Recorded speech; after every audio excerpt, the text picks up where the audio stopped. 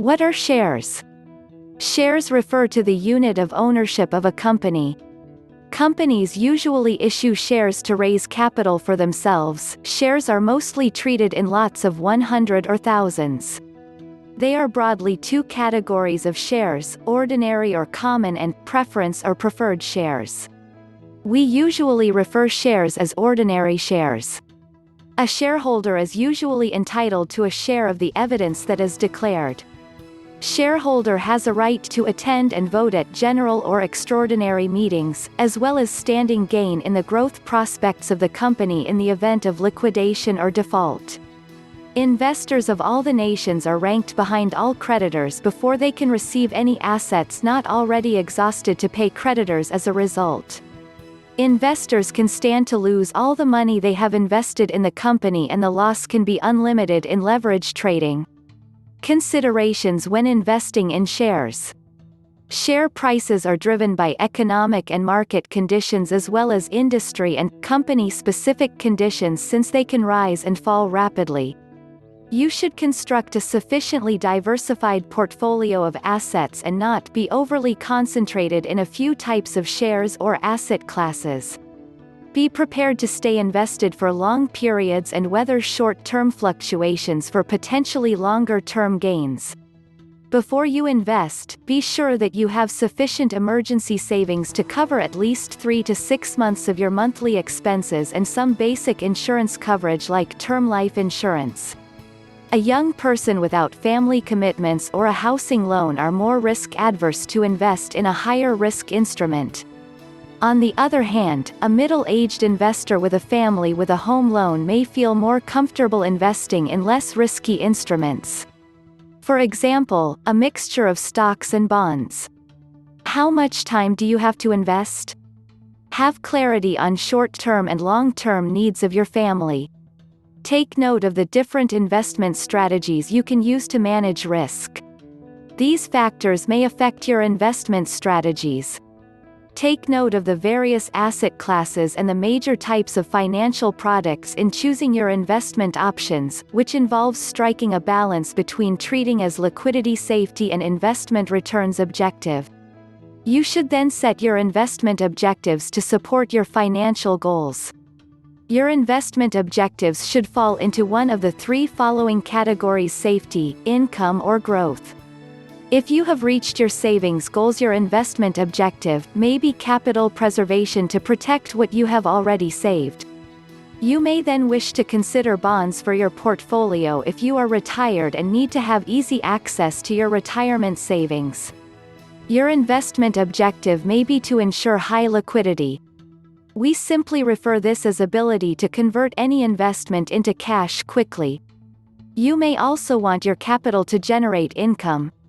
In this case, you may wish to consider bonds for your portfolio.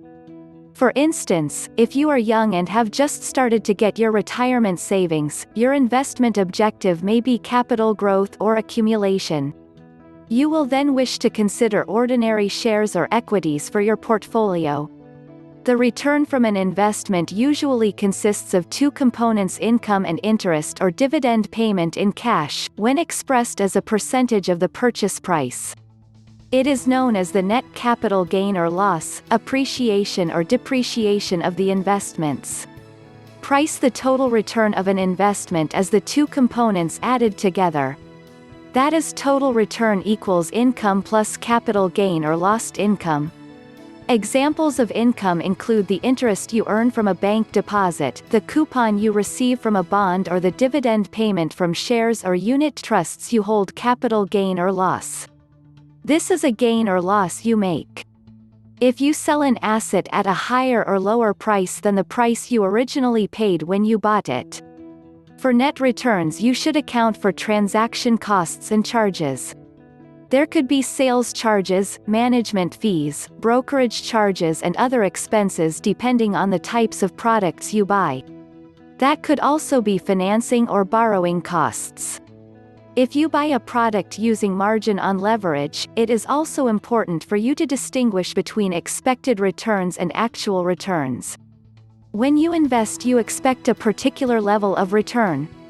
However, the actual return may differ from the expected return. It is therefore important that you do not have unrealistic expectations. Take caution when arriving at your expected return on investment was the result of informed analysis. Actual return from an investment may not be equal to what you expect.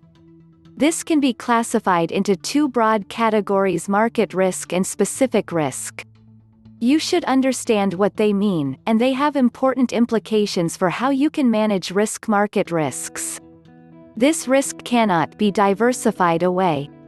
Market risk is caused by external factors out of the company or industry's control, for example changes in the economic, political and sociological environments which affect the prices of all marketable investments. Examples of market risks include interest rates of inflation and declines in the entire stock market. The specific risk can be controlled and minimized by having a well-diversified portfolio that contains assets that are negatively or not correlated with each other, company strategies, management, new product developments and market innovations that impact the potential earnings of the company. Examples of specific risks include a bond issue, defaulting on interest, or principal payments, or a company having lower than expected earnings thus affecting its share price.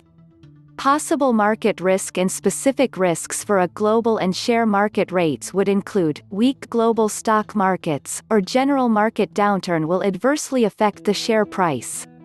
Low-risk investment returns include, cash in deposits and moving through to those with higher expected returns but corresponding higher risk. This includes stocks and shares. The risk-return trade-off has a practical implication on investing. It is usually the case for us to put our focus on returns when considering any investment. The question to ask yourself before committing to any investment that can give potentially higher returns is, can I afford to lose a significant amount of money? If your concern is the risk, you may feel that a program that is capital guaranteed may be suitable for you. Again, be aware of the trade-off as such products that offer lower returns. Some may not be suitable to hedge against inflation.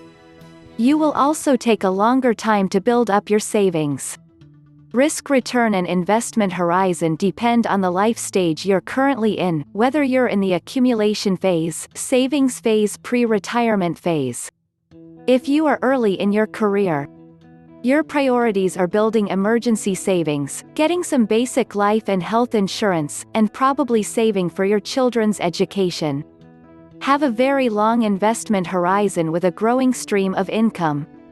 You should also start saving for your retirement. You should consider building up as much savings and investments. In this second phase, you are in your mid-career switch. Your family is growing and your household expenses may be higher. You may also be supporting your parents and your investment horizon is getting shorter, and while your expenses are high, you need to maintain focus on building up savings with growing commitments and liabilities.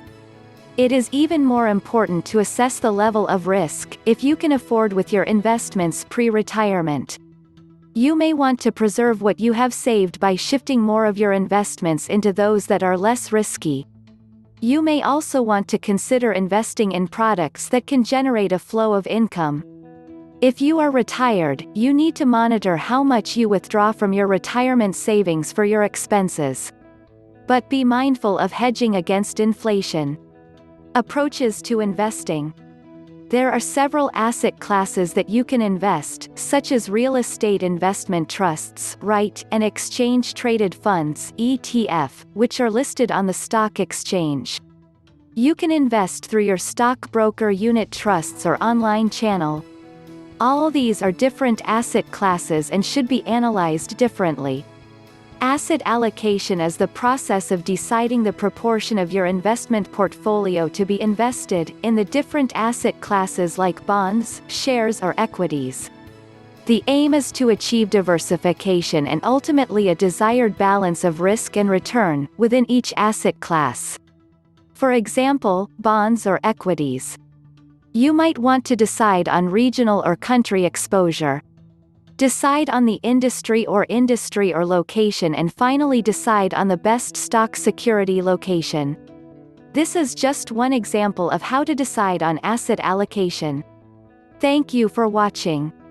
Please like, share and subscribe to our channel. See you in our next video, Strategies in Stock Investing.